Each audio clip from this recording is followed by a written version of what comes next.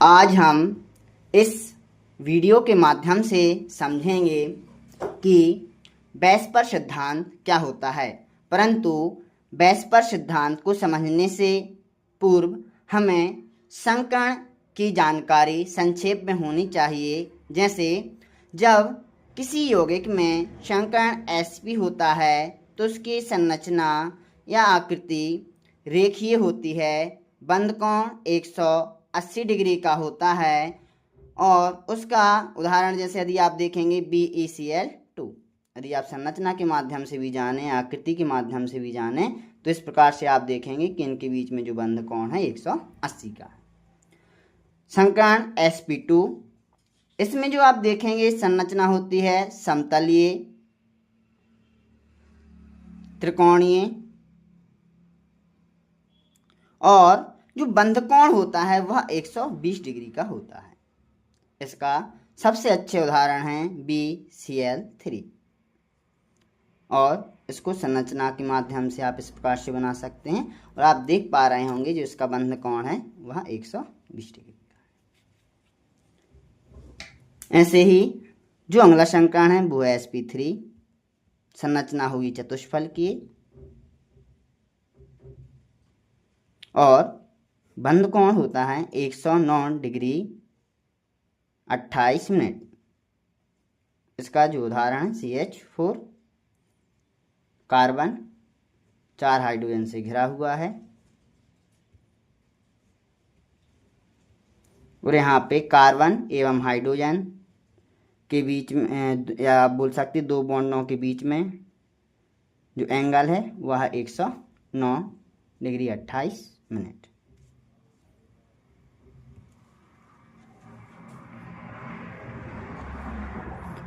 अगला जो संकर्ण है sp3d,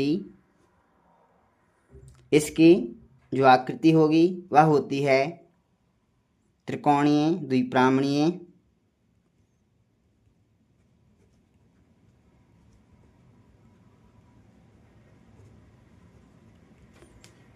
अब इसमें एक बॉन्ड एंगल नहीं होता है, इसमें 3 बॉन्ड एंगल हमारे लिए देखने को मिलते हैं।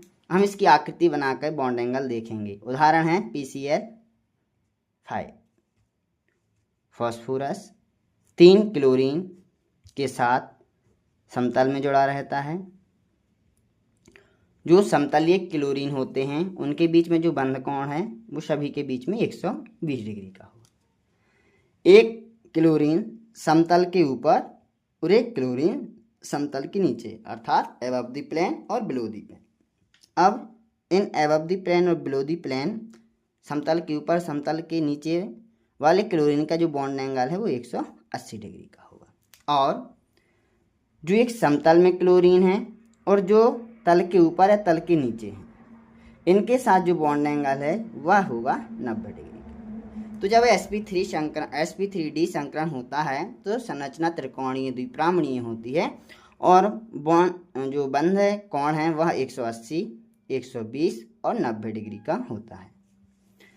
अब ये तो हमें सामान्य जानकारी चाहिए थी बैस्पर सिद्धांत को समझने के लिए। अब हम जब बैस्पर सिद्धांत को समझेंगे तो सबसे पहले कोशिश करेंगे कि हमें बैस्पर सिद्धांत का फुल फॉर्म ही बेहतर तरीके से समझ में आ जाए। यदि आपको उसका पूरा नाम valence, shell, electron, pair, repulsion, यदि आप इसे ही अच्छे से समझ लेंगे तो आपको बैस्पर सिद्धांत को समझने में बहुत आसानी होगी। तो मैं इसका पहले पूर्ण नाम लिख लेता हूँ। Valence, shell, electron, pair, repulsion theory, अर्थात संयोजकता कोश में उपस्थित इलेक्ट्रॉन युग्म के कारण उत्पन्न प्रतिकर्षण। संयोजकता कोश, बैलेंस सेल मतलब संयोजकता कोश, इलेक्ट्रॉन पेयर संयोजकता कोश में उपस्थित इलेक्ट्रॉन पेयर के कारण जो प्रतिकर्षण होगा उसके कारण जो परिवर्तन होगा उसे ही कौन समझाएगा? बैस्पर सिद्धांत।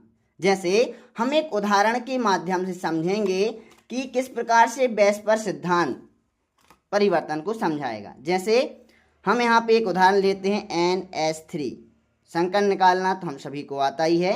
संकर निकालने के लिए हम इसमें देखते हैं कि कितने सिग्मा बंध हैं और कितने लॉन पेयर ऑफ इलेक्ट्रॉन। तो हमें पता है कि नाइट्रोजन के अंतिम कक्षा में जो इलेक्ट्रॉन हैं वो 5 होते हैं, संयोजकता कोष में 5 इलेक्ट्रॉन होते हैं, और 3 के साथ जो अमोनिया वो सहसंयोजी बंध बनाए हुए हैं, फिर भी इसके पास एक लॉन पेयर ऑफ इलेक्ट्रॉन शेष रह जाता है।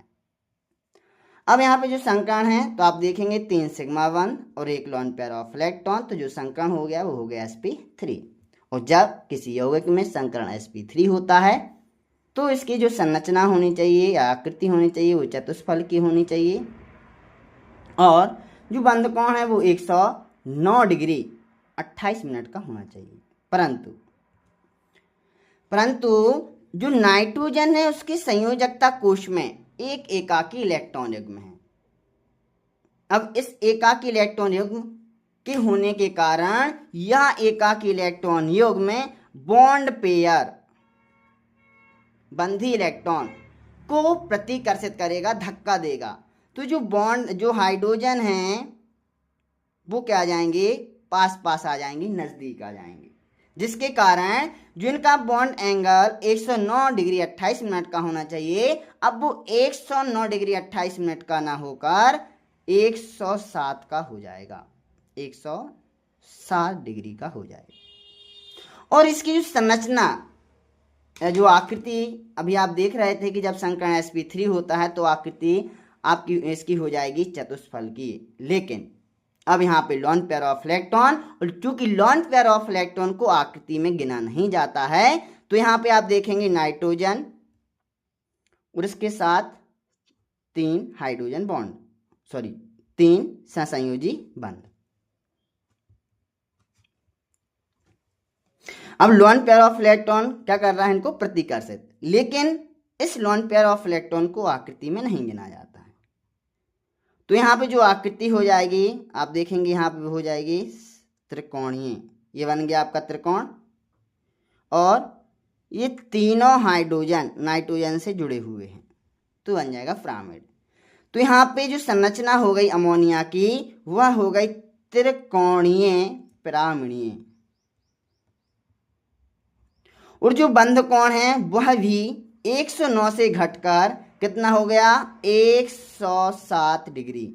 और यह सब परिवर्तन किसके कारण उत्पन्न हुआ है, संयोजकता कोष में उपस्थित एकाकी इलेक्ट्रॉन युग्म के कारण। और इसी परिवर्तन को जो सिद्धांत समझाता है उसे ही वेस्पर सिद्धांत कहते हैं। अब हम एक और अन्य उदाहरण के माध्यम से वेस्पर सिद्धांत को समझने का प्रयास करते हैं। जल का जो सूत्र होता है H2O, उसमें ऑक्सीजन केंद्रीय परमाणु होता है। ऑक्सीजन के जो संयोजकता कोष में इलेक्ट्रॉन होते हैं 6।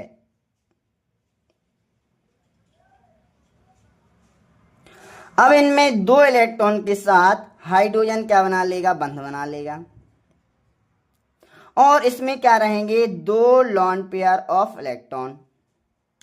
अब जब हम इसका संकरण निकालेंगे तो आपको पता है इसमें 2 आपके सिग्मा बंध हैं और 2 लॉन पेयर ऑफ इलेक्ट्रॉन, तो 2 सिग्मा बंध हैं और 2 लॉन पेयर ऑफ इलेक्ट्रॉन हैं। तो इसका जो संकरण हो जाएगा 2 और 2 4, तो आप देखेंगे इसका संकरण हो जाएगा sp3।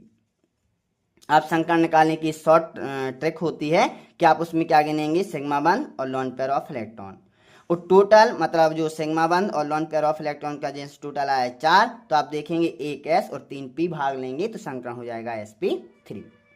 अब जब संकरण sp3 है तो यहाँ पे बंध कोण होना चाहिए था 109 डिग्री 28 मिनट और संरचना होनी चाहिए थी चतुष्फल की, लेकिन ना यहाँ पे आपको बंध कोण 109 डिग्री 28 मिनट मिलेगा, ना ही आपको आकृति चतुष्फल की मिलेगी। कारण इसका ये है कि इसके पास है लॉन पेयर ऑफ इलेक्ट्रॉन। ये लॉन पेयर ऑफ इलेक्ट्रॉन क्या करेंगे कि इसके बॉन्ड पेयर ऑफ इलेक्ट्रॉन को धक्का देंगे और ये हाइड्रोजन क्या आ जाएंगे और भी पास पास आ जाएंगे, और इनका बंध कोण 109 डिग्री 28 से घटकर केवल रह जाएगा 104 डिग्री। कुछ पॉइंट भी आता है 104 डिग्री 5, 104.5 डिग्री इसका कोण रह जाएगा। तो यहाँ पे जो इसकी संरचना बनी, ऑक्सीजन हाइड्रोजन हाइड्रोजन, तो यहाँ पे चूंकि लॉन पेयर ऑफ इलेक्ट्रॉन को आकृति में गिना नहीं जाता है, तो यहाँ पे जो संरचना है आपको मिलेगी उल्टे भी के आकार की। तो यहाँ पे हमने देखा कि ऑक्सीजन की संयोजकता कोष में जो लॉन पेयर ऑफ इलेक्ट्रॉन हैं उनके प्रतिकर्षण के कारण जो हमारा ऑक्सीजन है उसकी जो जल है उसकी आकृति में परिवर्तन आ रहा है। चूंकि यह परिवर्तन संयोजकता कोष में उपस्थित एकाकी इलेक्ट्रॉन युग्म के कारण हो रहा है, जिससे हमारा वेस्पर सिद्धांत समझाता है। इस प्रकार हम वेस्पर सिद्धांत के माध्यम से अणुओं में आई विकृति को समझते हैं। धन्यवाद।